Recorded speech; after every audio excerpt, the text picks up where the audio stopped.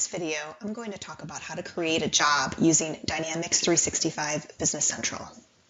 I'll also include a quick summary of, after we create the job, how to create some transactions. So we'll show how to record usage against the job with a resource, and then we'll also go through how to bill a customer based on that resource's time and create an invoice to that customer. So right now I'm logged in using the Business Manager role. So if I wanted to, I could just use my global search button up here and I could search for job. And I can get to my list over here and I could go to jobs that way. If you're going to be working in the job module quite a bit and using the timesheets and some other areas, then I would suggest changing your role over here at the top. Go to My Settings, and you can then change your role up here, and you would want to be a project manager, and that gives you a lot of links to the job areas. But I'm going to stick with my current role here since I'm mainly going to be working off of the job window. So I'm going to open up the jobs, and what I'll do is I'll create a new job. I'm going to create one from scratch in this example, but we do have the option if we wanted to where we could copy from existing jobs, which is a nice feature to save time. So I'm going to create a new one. And I'm just going to leave this window, this field, and accept the default next job number, which is 30 here. I'm just going to include an example description here. This particular job will be for website design. And I'm going to select a customer. So we'll select Alpine Ski House. And I'm going to scroll down here. You'll notice it filled in all the basic information from that customer. We could fill in our project manager, and anything else that we need up here. But I'm going to go straight down to the tasks. So in this example, I'm just going to do a couple sections here, and the first area will be, the first phase basically will be a heading, so we'll group this out here. And we'll just assign a number here, and we can put in whatever we want as far as that task number to define this phase. And I'm just going to call this phase 1 planning. And I want this to actually be a heading. And then within this phase 1 planning, I'm going to have another task, which I'm going to use as a detail here, a job planning line, and I'm going to call this one website planning. And this one I will leave as posting, so it will actually have entries posted to it. And then I'm going to create another section on here.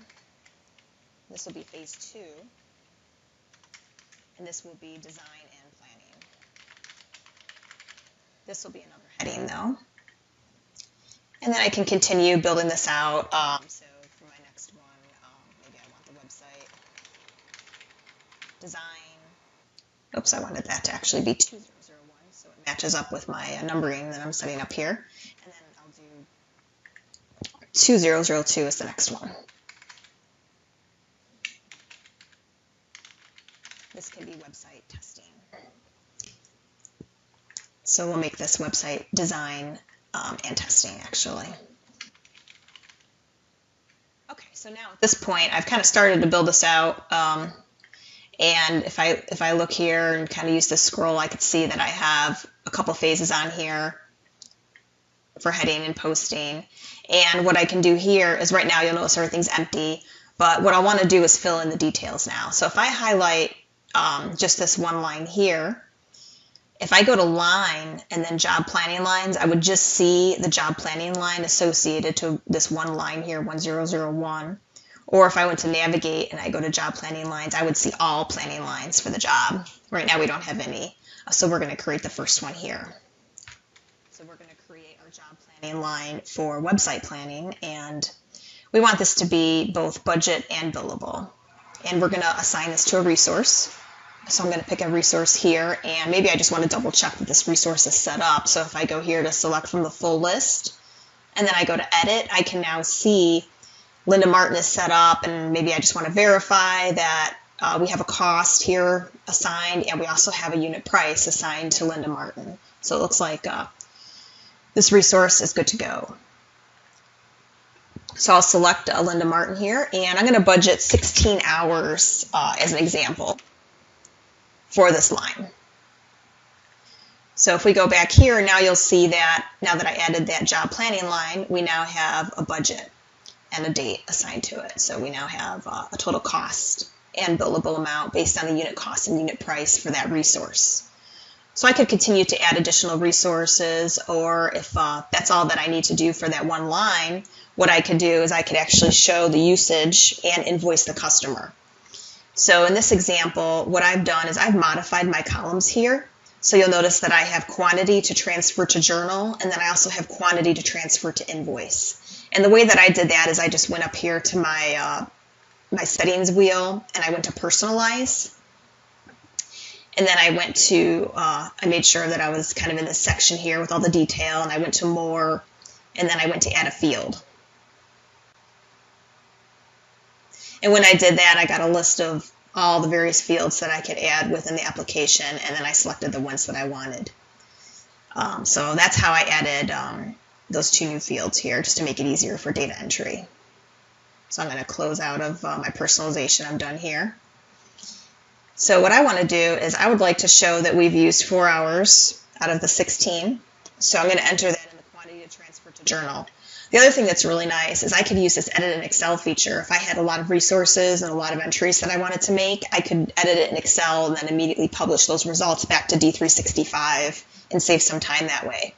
But I'm just going to show an example of this one resource. So what I'll do is, now that I've entered a quantity, I'm going to create my job journal line, and I'll accept the default information here. And it notified me that it was successfully transferred to a job journal line. And then I can go over here and I have a quick link to open my job journal. So I can see that it created this job journal for this resource, and it's showing that 4 hours was used against this particular planning line, against this job. So what I can do is I can now post and print it if I'd like. So I'm going to post that entry, and then I'll just preview this PDF here. So it pretty much shows what we saw on that screen, what was used up here. And so now what I can do is I can go back, and you'll notice that my quantity to transfer has now been decreased. So the other thing I could do is, if I want to invoice the customer, I can now put in 4 hours here to invoice. So now I have quantity to transfer to invoice. And I'll follow a similar process where I'll just create my sales invoice here. And of course, you could create, if you had multiple planning lines and you had different resources, you could create one invoice that would then gather them all together at once. And I'm going to create a new one. I could also append this. If I had an invoice out there and I wanted to just add this additional line to it, I could append to an existing invoice. But I'll create a new one and hit OK here.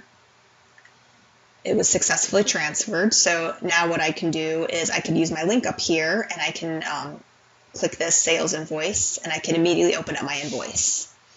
So an invoice was created for Alpine Ski House, and you'll notice that if we scroll down here, it shows some of the detail related to our job.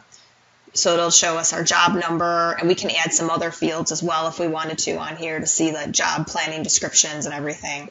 But everything flowed over for us. So now what we can do is, if we wanted to just make sure that everything looked good, we could go to this preview posting, and we can get a preview just to make sure that it's creating our entries and everything. We can see here that's going to create this GL entry. So we're going to be, in this case, we'll be crediting our revenue account here, and then there's a couple other debits that have been defined.